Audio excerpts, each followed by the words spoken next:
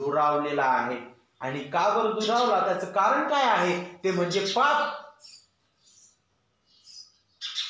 देव अति पवित्र आहे, तो पाप जे आहे ते पाहू शकत नाही, ते तो सहन करू शकणार नाही. परंतु या सर्व स्थितीमध्ये लक्षात घ्या की मनुष्याने आपापला मार्ग धरला आणि त्याच्या जिवंत देवाचा गौरव करण्याऐवजी ते पूर्णपणे स्वतःवर अवलंबून राहायला लागला आणि स्वतःच्या इच्छेने तो चालायला लागला. आणि रोमकारास पत्र अगदी स्पष्ट रीतीने शिकवितं की त्याचा परिणाम काय झाला, की मनुष्य तो स्वतःला शहाणा म्हणता म्हणे मूर्ख झाला. तो त्या जिवंत देवाची, तो अविनाशी गोष्टींमध्ये तो तुलना करायला लागला. त्या अविनाशी देवाचा त्या विनाशी गोष्टींसोबत तुलना करायला लागला आणि तो त्या जिवंत देवाला सोडून बहरलेल्या स्थितीमध्ये वागू लागला. आणि इफिसकरास पत्र शिकवितं की तुम्ही आपले अपराध आणि पातकामध्ये मृत असे असता. इफिसकरास 2 अध्याय वचन 3 मध्ये सांगितलेलं आहे की तुमच्यावर देवाचा पवित्र क्रोध होता, तुम्ही देवाच्या पवित्र क्रोधाची प्रजा होता. देवाच्या क्रोधाची प्रजा भयंकर आहे, ही दुःखाची बातमी आहे, ही भयंकर गोष्ट आहे. आणि मनुष्य अशा या पापामध्ये फसलेला होता. आणि पहा, तो आपल्या अपराधामध्ये, पातकामध्ये मेलेला होता, आत्मिक रीतीने तो मेलेला होता. त्या जिवंत देवासमोर तो उपास राहण्यास लायकीचा नव्हता.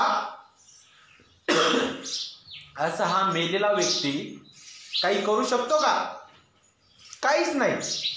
आणि जर तो काहीच करू शकत नाही तर तो कसा स्वतःचं तारण करून घेऊ शकणार?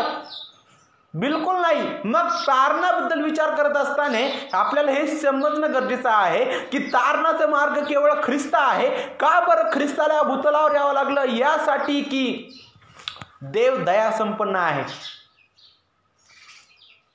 त्याने निर्माण केलेल्या मनुष्यामधून त्याची अशी इच्छा नव्हती की सगळ्यांचाच नाश व्हावा. त्याने त्यांच्यामधून काहींना त्याच्या गौरवासाठी निवडलेला आहे. आणि त्या निवडलेल्यांकरिता ख्रिस्त या भूतलावर आला. आणि त्याने काय केलं बरं? जे नियम देवाने, ज्या गौरवास आपण उणे पडलेले होतो, ते गौरव पूर्ववत स्थापिलं ख्रिस्ताने. कशा प्रकारे? देवाचे जे न्यायी नियम आहेत ते सर्व ख्रिस्ताने त्याच्या स्वतःच्या जीवनाने ते पालन केलं. का बरं? कारण ही गलतीकारच पत्र शिकवतं की तो ज्यावेळेस काळाची पूर्णता झाली त्यावेळेस तो कसा झाला म्हणे? नियमशास्त्राधीन असा जन्मास आला म्हणे. नियमशास्त्राधीन, जे नियम पाळण्यास आपण पात्र नव्हतो, ते नियम ख्रिस्ताने काटेकोरपणे आपल्या जागेवर ते पालन केले.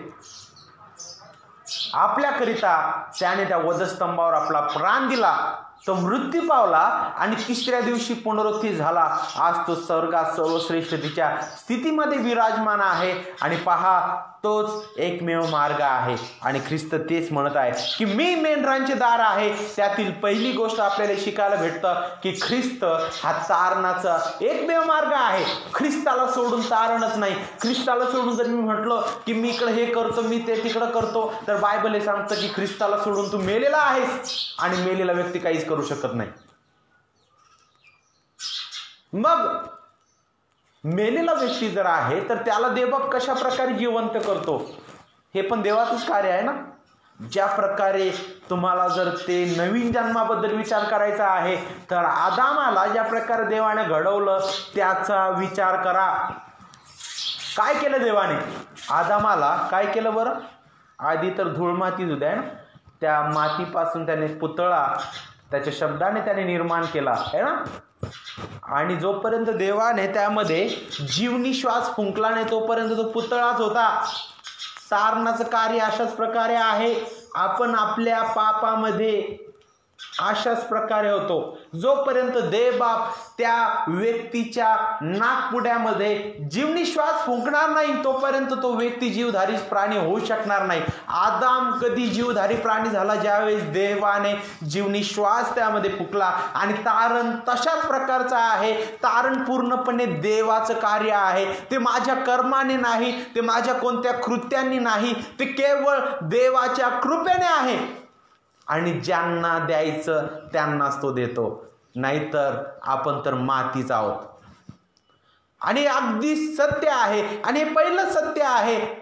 आपण या विषयाअंतर्गत पाहत आहोत की मी मेंढरांचं दार आहे. तर मेंढरांचं दार म्हणजे काय? ख्रिस्तच एकमेव तारणाचा मार्ग आहे. त्यानंतर आपण पाहिलं दुसरी गोष्ट, हे तारण कृपेचं कार्य आहे. ते केवळ देवाच्या कृपेने आहे, ते केवळ देवाच्या इच्छेने आहे. आणि यामध्ये आपण तिसरी बाब, ज्यावेळेस ख्रिस्त म्हणत आहे मी मेंढरांचे दार आहे, तर तिसरी बाब म्हणजे तोच केवळ या तारणाचा मध्यस्थ आहे. मध्यस्थ, तारणाचा मध्यस्थ कशा प्रकारे? ज्या प्रकारे एखादं वकील आणि कोर्टाबद्दल जर आपण विचार केला तर कोर्टात आपल्याला काय काय पाहायला भेटतं बरं? समोर एक जज बसलेला आहे, तुमच्या समोर लगेच चित्र उभं राहील. समोर जज आहे आणि न्यायाधीश आहे, त्याच्यामध्ये आपल्याला वकील उभा राहिलेला दिसत आहे. एका कठड्यामध्ये आरोपी दिसत आहे, दुसऱ्या कठड्यामध्ये साक्षीदार दिसत आहे, आणि समोर जे बाकीचे जे लोक आहेत त्या कोर्टातील ते तुम्हाला बसलेले दिसत आहेत. अशा स्थितीमध्ये आपल्याला पाहायला भेटतं की हा जो कठड्यामध्ये उभा असलेला जो आरोपी आहे त्याने भयंकर गुन्हा केलेला आहे, आणि त्यासोबतच जे काही पुरावे येत आहेत ते सगळे त्याच्या विरुद्ध सांगत आहेत. आणि विशेष म्हणजे सगळे पुरावे अगदी स्पष्ट रीतीने सांगत आहेत की हा आरोपी आहे. आणि मग तो न्यायाधीश काय करतो बरं? तो पाहतो की अरे हा जो गुन्हेगार आहे इथं उभा आहे, आणि सगळे साक्षीदार सगळे पुरावे अगदी स्पष्ट रीतीने सांगत आहेत की याने हा गुन्हा केलेला आहे, नक्कीच हा शिक्षेस पात्र आहे. आणि म्हणून न्यायाधीश काय करतो? त्याला शिक्षा ठोठावतो. काय बरं? मृत्यूदंडाची, याला मरणदंडाची शिक्षा मी ठोठावत आहे म्हणे. तो लिहायलाच लागतो, ते कलम नाही का, की आता याला मृत्यूदंडाची शिक्षा होणार. तेवढ्यात वकील महाराज जो आहे तो म्हणतो की महाराज थांबा. न्यायाधीश महाराज म्हणे 1 मिनिट थांबा म्हणे, मला काहीतरी बोलायचं आहे. आता म्हणतो बोल. त्यावेळेस वकील म्हणतो की न्यायाधीश महाराज, मला माहित आहे की हा जो व्यक्ती आहे तो गुन्हेगार आहे, आणि मला हे पण कबूल आहे की सर्व पुरावे सांगत आहे की हा गुन्हेगार आहे, आणि तुम्ही जी शिक्षा सुनावत आहात ही अगदी योग्य आहे, कारण त्या शिक्षेस तो पात्र आहे. परंतु मी तुमच्या समोर उभा आहे या ठिकाणी, मी कशा प्रकारचं उभा आहे? तो म्हणतो अरे तू तर निर्दोष आहे, तू काहीच केलं नाहीस. तू काय करणार? त्या गुन्हेगारांच्या बाजूने केस लढणार तो आहेस, तू मध्यस्थ आहेस, तू काहीच केलेलं नाहीस. तू अगदी तुला वाटेल तसं तू वागू शकतो, जाऊ शकतोस, तुझ्या हातात सगळं काही आहे, तू निर्दोष आहेस, तुला जिकडं वाटेल तिकडे फिरू शकतोस, तू स्वतंत्र आहेस. तो म्हणतो की हा नक्कीच. का बरं? कारण मी तर काही गुन्हाच केला नाही, वकील म्हणतोय ना. आणि तो म्हणतो आता न्यायाधीश महाराज, माझी अशी इच्छा आहे की तुम्ही हा जो गुन्हेगार आहे त्याला जी शिक्षा तुम्ही ठोठावत आहात ती अगदी सत्य आहे, अगदी उचित आहे. ती शिक्षा तुम्ही मला द्या. आणि माझी अशी इच्छा आहे की ज्या प्रकारे तुम्ही माझ्याकडे पाहत आहात त्याच प्रकारे तुम्ही त्याच्याकडे पहा माझ्याद्वारे. त्यावेळेस तुम्ही पाहाल की तो निर्दोष ठरविण्यात आलेला आहे. तो निर्दोष नाही, परंतु का बरं? एका निरपराध्याचा प्राण त्याच्याकरिता द्यावा लागलेला आहे. आणि पहा तो काय करतो? न्यायाधीश तेच करतो, आणि हा वकील जो आहे तो त्याच्याऐवजी ती शिक्षा घेतो. आणि मग ज्यावेळेस हा गुन्हेगार दुसऱ्या दिवशी त्या न्यायाधीश महाराजाकडून चालतो त्यावेळेस न्यायाधीश असं म्हणेल का नाही याला पकडा आता आणि परत याला पोलीस कोठडीत नेऊ आणि याला परत शिक्षा ठोठावू? नाही. ज्यावेळेस तो त्याच्याकडे पाहिजे त्यावेळेस म्हणेल मुला तू निर्दोष ठरवण्यात आलेला आहेस, तू आता गुन्हेगार नाहीस. का बरं? कारण एका निष्पाप व्यक्तीला तुझ्या बदली तुझी शिक्षा घ्यावा लागली, आणि आता तू जो जगत आहेस, तू जे जीवन जगत आहेस, जे स्वातंत्र्य तुला मिळालेलं आहे ते तुझं नाही तर त्या वकिलाचं आहे. आणि पहा ख्रिस्त तेच शिकवू इच्छित आहे. तो ज्यावेळेस म्हणतो मी मेंढराचं द्वार आहे, तर तो हे शिकवत आहे की तोच एकमेव मध्यस्थ आहे. आणि ज्यावेळेस आपण मला सुद्धा 1 तिमोथी 2 अध्याय वचन 5 मध्ये आपण पाहतो त्या ठिकाणी सांगितलेलं आहे की देव आणि मानव यामध्ये एकच मध्यस्थ आहे, तो म्हणजे कोण? प्रभू येशू ख्रिस्त. आणि ते झालं त्या कठाड्यातले गुन्हेगार आपण आहोत, आपण होतो. न्यायाधीश तो स्वर्गीय पित्या, आणि पहा तो वकील तो मध्यस्थ केवळ ख्रिस्त. आपण नाशास पात्र होतो, परंतु तो वकील, तो महान प्रभू, तारणारा ख्रिस्त, तो आपल्याकरिता या भूतलावर आला. त्याने आपल्याकरिता, आपल्या जागेवर जे नियम आपण मोडलेले होते ते नियम त्याने स्वतःच्या जीवनाने पूर्णपणे पालन केले. तो आपल्याकरिता त्या वधस्तंभावर बलिदान झाला. देवाचा जो पवित्र क्रोध आपल्यावर होता तो त्या स्वर्गीय प्रभूने, त्या तारणाऱ्या ख्रिस्ताने शमविलेला आहे. आणि आता ख्रिस्ताद्वारे पिता ज्यावेळेस आपल्याकडे पाहतो त्यावेळेस तो म्हणतो की हे माझे लेकरं आहेत, हे नीतिमान ठरविण्यात आलेले आहेत, हे नीतिमान नव्हते, परंतु यांच्याकरिता माझ्या नीतिमान पवित्र पुत्राने स्वतःचा प्राण दिलेला आहे. आणि म्हणून हे माझे आता लेकरं आहेत. का बरं? कारण हे सर्व ख्रिस्ताचं जीवन जगत आहेत. हे अगदी सत्य आहे देवाच्या प्रिय लेकरांनो की ख्रिस्ताचं जीवन आपण जगत आहोत. पौल काय म्हणतो की मला तर जगणं हा ख्रिस्त आणि मरण हा लाभ आहे. तो म्हणतो की आता मी जगतो असं नाही तर ख्रिस्त माझ्या ठाई जगतो. का बरं? कारण मी तर मेलेला आहे ख्रिस्ताविना, परंतु ख्रिस्ताचं जीवन मी जगत आहे. पिता माझ्यावर ख्रिस्ताद्वारेच ती कृपा करतो. आणि ज्यावेळेस इथं म्हटलेलं आहे की मी मेंढराचं द्वार आहे, तर तिसरी बाब म्हणजे ख्रिस्तच एकमेव मध्यस्थ आहे. आणि चौथी गोष्ट म्हणजे मी मेंढरांचं द्वार आहे. ज्यावेळेस आपण याच्याबद्दल विचार करतो तर ख्रिस्तच तारणाचे गौरव आहे. जर ख्रिस्तच एकमेव तारणाचा मार्ग आहे, जर ख्रिस्तच त्याच्याद्वारेच ती पित्याची कृपा आपल्यावर विपुलपणे झालेली आहे, जर ख्रिस्तच एकमेव मध्यस्थ आहे, तर मग ख्रिस्तच त्या तारणाचं गौरव आहे. आणि मग तिथं आपण बाप्तिस्मा घेतला, तिथं आपण दुसऱ्या गोष्टीला आपण तिथं कोणतंही स्थान दिलं, तिथं आपण कोणत्याही सेवकाला जर त्या ठिकाणी स्थान देत असू की हा त्याने प्रार्थना केली म्हणून ते झालं, त्याने सांगितलं म्हणून ते झालं, याने केलं म्हणून ते झालं, मी बाप्तिस्मा घेतला म्हणून ते झालं, मी असं केलं म्हणून ते झालं, तर मी ख्रिस्ताचं गौरव नाकारणारा आहे. त्या जिवंत देवाचं गौरव नाकारणारा आहे. आणि त्या जिवंत देवाच्या विरुद्ध बंड करणारा मी आहे. कारण तारणाचं गौरव ख्रिस्त आहे. ख्रिस्त आहे तारणाचं गौरव. कशा प्रकारे? ज्या प्रकारे तुम्ही जर कोणती एखादी जर शोभिवंत जर गोष्ट जर तुम्ही पाहिली, जर तुम्ही मोबाईल पाहता, मोबाईल आहे ना, जर मोबाईल जर तुम्ही पाहिला, जर तुम्ही जर तो खोलला पूर्णपणे, तर तुम्हाला आतमध्ये इतकं चांगलं वाटणार नाही त्या मोबाईलच्या. परंतु ज्यावेळेस तुम्ही वरून त्याला सगळीकडून पाहता त्यावेळेस तुम्हाला फार आकर्षक ते वाटतं आहे ना. परंतु ते आकर्षक असणारी गोष्ट तुम्हाला काही काळापुरता आनंद देऊन जाते, परंतु सार्वकालिकतेमध्ये ते आनंद देणार नाही. परंतु ज्यावेळेस ख्रिस्ताबद्दल तुम्ही विचार कराल तर ख्रिस्त हा असा प्रभू आहे, तो असा महान तारणारा देव आहे की ज्याने ते तारण विनामूल्य आपल्याला दिलं.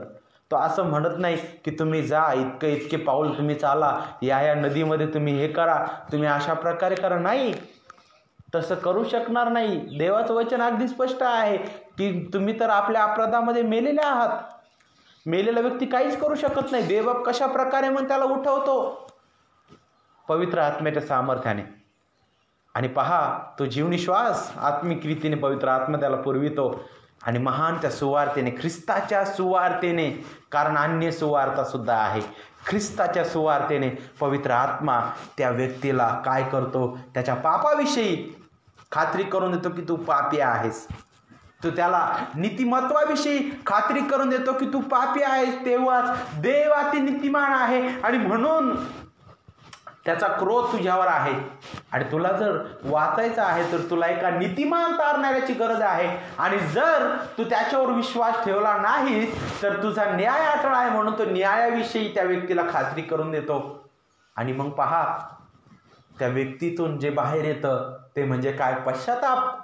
आणि तो पश्चाताप सुद्धा देवच पुरवितो. आणि त्यावेळेस तो म्हणतो की हा मी पापी आहे, ख्रिस्त प्रभूच एकमेव तारणारा आहे. आणि मी हा विश्वास ठेवतो की मी त्याच्या विना काहीच नाही. तारण केवळ ख्रिस्ताद्वारे आहे, तारण केवळ कृपेने आहे, तारण केवळ विश्वासाच्या द्वारे आहे. आणि पहा, इफिसकरास पत्र 2 अध्याय वचन 8 आणि 9 अगदी स्पष्ट रीतीने सांगतं की कारण कृपेनेच विश्वासाच्या द्वारे तुमचं तारण झालं आहे. हे तुमच्या हातून नाही तर हे देवाचं दान आहे. काय काय देवाचं दान आहे? कृपा, विश्वास आणि तारण. पूर्णपणे देव कार्य करतो. आणि म्हणूनच आपल्याला पाहायला भेटतं की त्या अति मौल्यवान तारणाकरिता त्या प्रभूने आपला प्राण दिला. किती मौल्यवान ते आहे तारण. म्हणूनच इब्री लोकास पत्रामध्ये जो इब्री लोकास पत्र करताय तो म्हणतो की त्या अति मौल्यवान तारणाकडे तुम्ही दुर्लक्ष करू नका म्हणे, कारण ते किती महान आहे. आणि आपण पुष्कळ वेळेस ते विसरून जातो.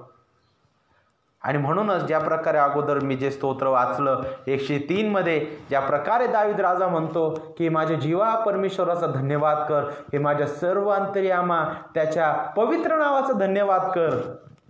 नक्की दावीद राजाने सुद्धा हे जाणलेलं आहे, ख्रिस्तच तारणाचा मार्ग आहे, ख्रिस्तच तारणाचा मध्यस्थ आहे, ख्रिस्तच तारणाचे गौरव आहे. म्हणूनच तो आपल्या अंतःकरणापासून म्हणू शकला की मी देवाला धन्यवाद देतो. आणि इथं आपण खरंच म्हणू शकतो प्रेज द लॉर्ड, देवाची स्तुती असो. कारण तारण हे विनामूल्य आहे, ते देवाच्या कृपेने आहे आणि ते केवळ त्याच्या गौरवास्तव आहे, ते त्याच्या निवडलेल्या लोकांकरिता आहे. ते बाप्तिस्मा घेतल्याद्वारे नाही, परंतु तारलेल्या व्यक्तीने बाप्तिस्मा घ्यावा. बाप्तिस्मा तारणाचा मार्ग नाही, परंतु तारलेल्या व्यक्तीने बाप्तिस्मा घ्यावा. हे अगदी आपल्याला योग्य रीतीने समजून घेणं गरजेचं आहे. आणि ज्यावेळेस ख्रिस्त इथं म्हणतो की मी मेंढरांचं दार आहे, तर तो एकीकडे हे शिकवत आहे की इतरही दार आहेत, परंतु ते जीवनाकडे घेऊन जाणारे नाहीत. म्हणून जीवनाचं द्वार जे आहे ते समजून घ्या आणि त्याच द्वाराने वाटचाल करा. इतरही मार्ग आहेत. म्हणूनच ख्रिस्त ज्यावेळेस दाराविषयी विचार करतो, तर दाराविषयी विचार करत असताना मला पुष्कळ गोष्टी आठवतात.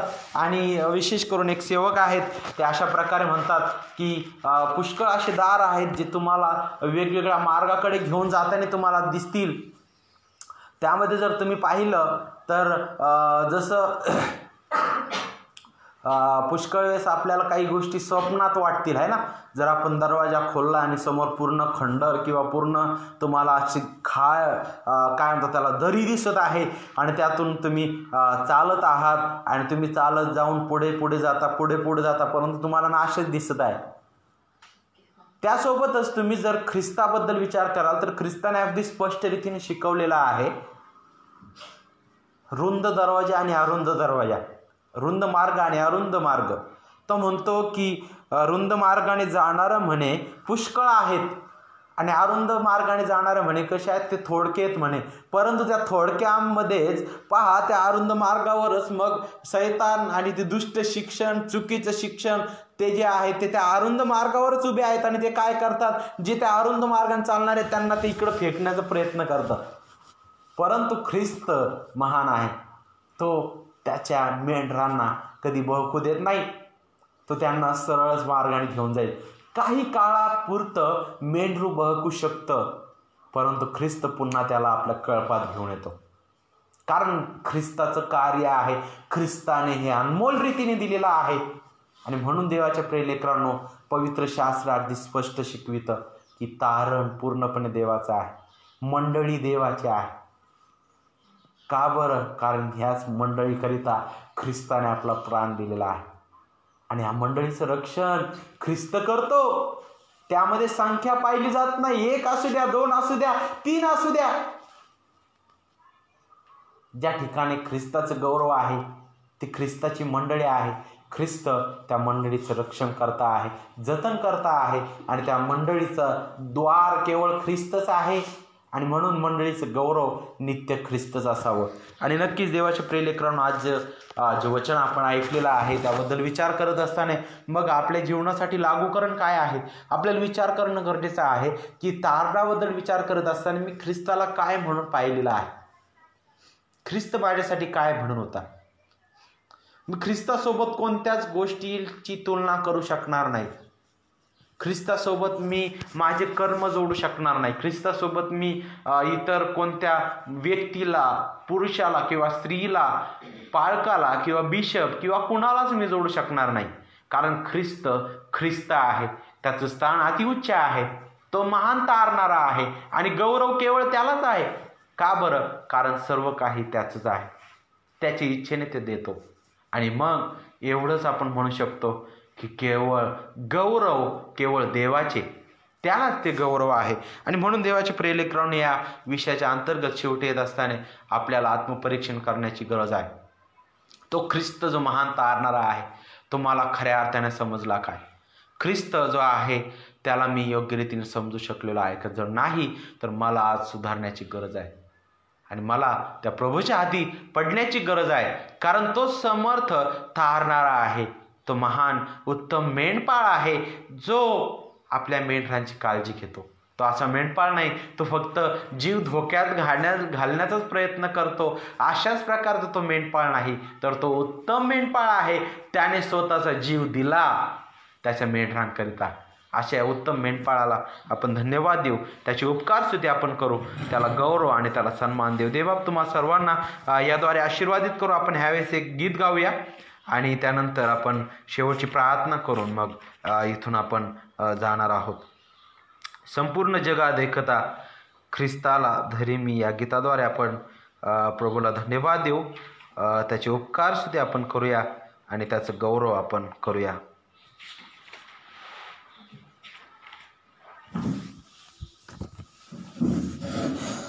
संपूर्ण जगात एकता ख्रिस्ताला धरी मी.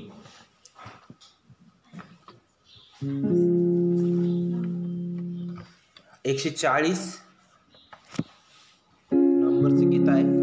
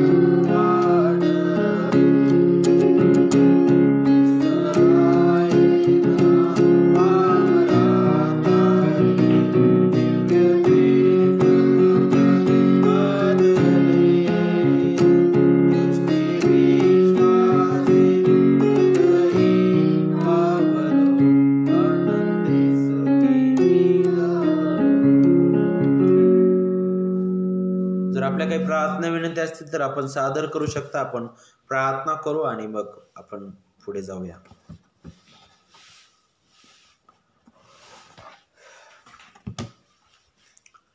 प्रार्थना करणार आहोत. येस ब्रदर, माझी फक्त एवढंच विनंती आहे की या लॉकडाऊनमध्ये त्यांनी निरोगी ठेवलं आणि आरोग्य दिलं व्यवस्थित, त्यासाठीच आभाराची प्रार्थना मी. येस येस नक्कीच, देवाचंच गौरव त्याच्यामध्ये.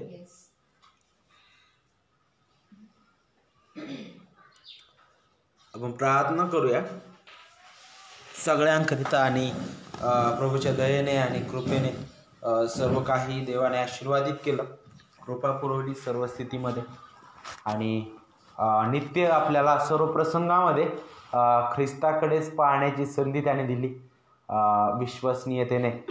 त्याबद्दल प्रभूला गौरव देऊ आपण आणि त्याची उपकार स्तुती करू.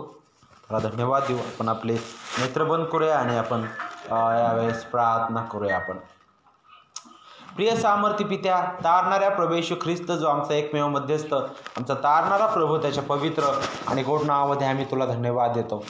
प्रभू, आम्ही तुझी उपकार स्तुती, तुझी महिमा आणि तुझं गौरव गातो दे बापा, कारण तू गौरवी आहेस, तू महान पराक्रमी देव आहेस, तू राजांचा राजा आणि प्रभूंचा प्रभू आहेस. प्रभू, तुला किती गौरव द्यावं, तुझी किती प्रशंसा करावी तितकी थोडीच आहे.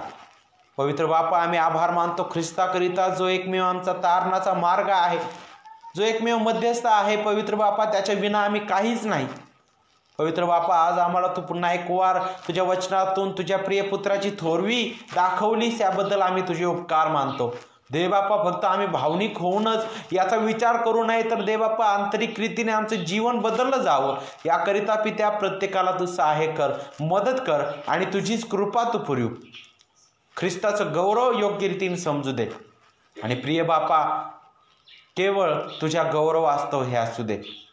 पवित्र बापा, आम्ही विनंती करतो, प्रार्थना करतो देवबापा, आज नव्याने या निवासा फाटा या ठिकाणी मंडळीचं कार्य सुरू होत असताना देवबापा, जी तुझी प्रिय लेकरं या ठिकाणी उपस्थित आहेत, तर सर्वांकरिता आम्ही तुझे उपकार मानतो.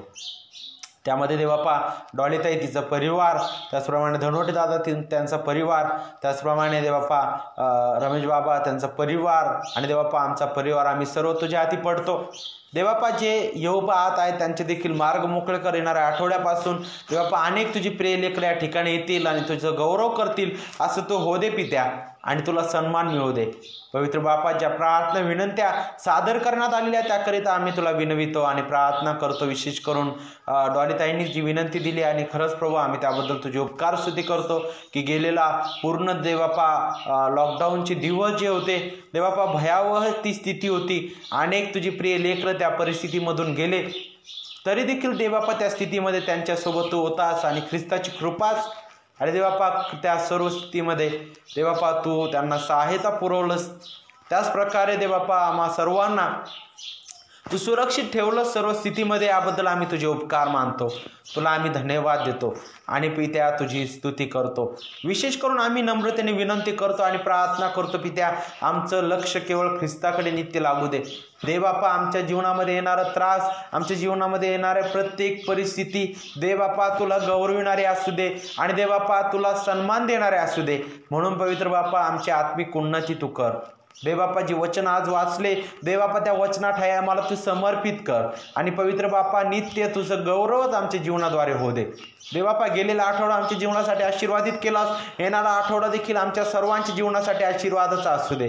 देवबापा, इतरही जे कुटुंब या मंडळीसाठी तू दिलेले आहेत, त्यामध्ये सौदागर कुटुंब आहे, त्यामध्ये देवबापा चव्हाण कुटुंब आहे जे येऊ शकले नाही आणि इतरही जे प्रियजन आहेत, त्या सर्वांना देखील तू आशीर्वादित कर. तुझ्या कृपेत दयेत त्यांची वाढ तू कर आणि देवबापा या ख्रिस्ताच्या सुवार्तेच्या ठाईच आम्हा सर्वांना तू सुरक्षित आणि देवबापा सर्वांचं देवबापा तू सर्वांची काळजी तू घे आणि देवबापा या सुवार्तेच्या ठाईच आम्हाला तू समर्पित कर नित्य, अशी तुला विनंती करतो बापा. पवित्र प्रभू, आम्ही विनंती करतो, जे आत्मिक रीतीने दुबळे आहेत त्यांना तू सबळ कर. जे विविध समस्यांनी व्यापलेले आहेत त्यांना दे बापा त्यातून बाहेर निघण्यास सहाय्य कर. जे दे बापा अजूनपर्यंत पवित्र बापा सुवार्तेपासून दुरावलेले आहेत, त्यांना खरी ख्रिस्ताची सुवार्ता समजू दे. प्रिय बापा, आम्ही सर्व तुझ्या हाती पडतो, तुला धन्यवाद देतो आणि विनंती करतो, तारणाऱ्या स्वर्गीय पित्या तुझं प्रेम आणि पवित्र तारणाऱ्या ख्रिस्ताची कृपा आणि पवित्र आत्मेत सुख सहभागिता आम्ही इथे जमलेल्या सर्वावर आणि सर्व तुझ्या प्रिय लेकरावर मागतो दे बापा. पवित्र बापा, त्याचप्रमाणे मंडलिक कुटुंबाबद्दल देखील आम्ही तुझ्या हाती पडतो आणि धन्यवाद देतो. विशेष करून दे बापा, ज्या आर्थिक अडचणीतून आणि इतरही ज्या गरजा आहेत त्यातून जात आहे, या परिस्थितीमध्ये तुझ्या समोर आहे, या सर्व गोष्टीमध्ये तुझीच कृपा आम्ही मागतो आणि विनंती करतो, तू सहाय्य कर. सर्व गोष्टीमध्ये तुझं गौरव होऊ दे बापा. पवित्र बापा, आणि सर्व गोष्टी सुरू होत असताना सर्व धोक्यांपासून प्रत्येकाचं रक्षण तू कर. आम्ही आहोत तशी तुझ्या पवित्र हाती पडतो, तुला आम्ही धन्यवाद देतो, तुला गौरवितो आणि सन्मानितो आणि हीच विनंती करतो, येणाऱ्या आठवड्यापर्यंत देवबापा आम्हाला तू अधिक तुझ्याकडे आमचं लक्ष लागू दे. देवबापा, आमचे सर्व लक्ष विचलित करणारे विचार, सर्व देवबापा जगातील प्रवाहापासून प्रत्येकाचं रक्षण तू कर आणि प्रिय बापा, नित्य तुझ्या वचनाठाई समर्पित तू आम्हा प्रत्येकाला कर. आम्ही आहोत तशी तुझ्या हाती पडतो, धन्यवाद देतो त्या तारणाकरिता जे अंतिम मौल्यवान आहे, जे विनामूल्य आहे, जे केवळ तुझ्या कृपेने, विश्वासाच्या द्वारे, केवळ ख्रिस्ताद्वारे आणि केवळ तुझ्या गौरवास्तव आहे. प्रभू, हे सत्य समजू दे. धन्यवाद आम्ही तुला देत. देवबापा, इथे जमलेले आणि देवबापा जे ऑनलाईन आहेत देवबापा, त्या सर्वांना तुझ्या हाती सोपवितो आणि सर्व गौरव तुला देत. तारणाऱ्या प्रभू येशू ख्रिस्ताच्या प्रेम आणि गोड नावामध्ये ही प्रार्थना मागतो, म्हणून तो ऐक. आमेन आमेन. प्रभूने शिकवलेली प्रार्थना आपण